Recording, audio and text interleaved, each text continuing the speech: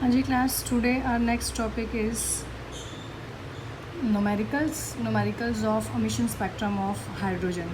We already discussed this formula that Rydberg given the formula to calculate the wavelength, that nu bar is equal to r 1 by n1 square minus 1 by n2 square, where nu bar is a wave number and it is a reciprocal of wavelength. This is formula for the hydrogen atom.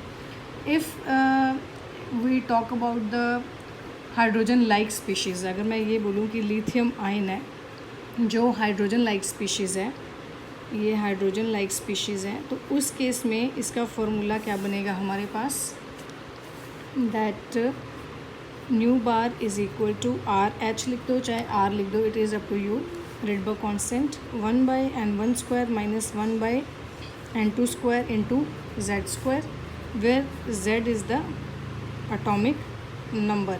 जैसे मैंने अभी बोला था hydrogen like species है, hydrogen like species है तो इसका atomic number कितना होगा 3. यहाँ पे एटॉमिक नंबर Z की वैल्यू 3 पुट करेंगे, क्योंकि लिथियम का एटॉमिक नंबर आपके पास होता है 3. इसमें से 2 इलेक्ट्रॉन बाहर चले गए तो कितने रह गए, 1 इलेक्ट्रॉन रह गया. On the other hand hydrogen atom के पास कितने इलेक्ट्रॉन होते हैं 1. तो ये जो लिथियम आयन स्पीशीज़ है ये किसकी तरह बिहेव करेगा, हाइड्रोजन लाइक की तरह, क्योंकि इसके अंदर भी 1 इलेक्ट्रॉन है. तो उस केस में अगर डिफरेंट एलिमेंट आता है हाइड्रोजन के अलावा तो फिर हम यहाँ पर क्या लिखेंगे, Z square. Now our numerical is calculate the wavelength for the Balmer formula. हमने ऑलरेडी पढ़ रखा है for Lyman series the value of n1 is 1 and value of n2 is 2, 3, 4 and so on up to. Similarly Balmer के लिए क्या किया था, n1 is 2 and n2 is 3, 4, 5 and so on. Now वो कह रहा है कि n2 इट इज़ गिवन 3 और n1 हमेशा आपके पास फिक्स रहेगी, कितनी रहेगी 2.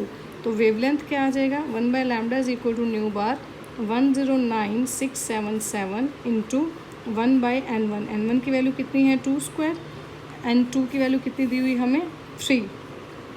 On solving you get the value of 1 by lambda, और जो भी आपके पास यहाँ वैल्यू आएगी वहाँ से आप वेवलेंथ की वैल्यू निकाल सकते हैं. I hope am I clear to all. अब ये जो मैंने आपको बताया था कि n1 आपके पास होता है ग्राउंड स्टेट और n2 होता है आपके पास एक्साइटेड स्टेट. अब यहाँ पर तो उसने एक्साइटेड स्टेट गिवन कर दी हमें कि आपके पास है n2 की वैल्यू 3, बट कहीं कहीं पे वो ये भी बोल सकता है first excited state, second excited state, third excited state. तो फिर वो कैसे पता लगेगा हमें पता है कि n1 की वैल्यू हमने 2 ली है और n2 की वैल्यू कितनी ले रही थी 3, 4, 5, 6, 7. अब कैसे पता लगेगा ये इसमें से कौन सी वैल्यू लेनी है, अगर उसने n2 की वैल्यू 3 ना दी हो तो कैसे पता लगेगा. ये जो फर्स्ट लिखी हुई है ना value n2 is equal to 3, इसका मतलब होता है this is first excited state. इसका मतलब क्या होता है, this is a second excited state. मतलब क्वेश्चन में कोई ना कोई आपको वो हिंट ज़रूर देगा कि आपने फर्स्ट एक्साइटेड स्टेट निकालनी है, सेकेंड एक्साइटेड स्टेट निकालनी है, थर्ड, फोर्थ या फिफ्थ. उसी के अकॉर्डिंग आप वैल्यूज़ पुट कर लेंगे.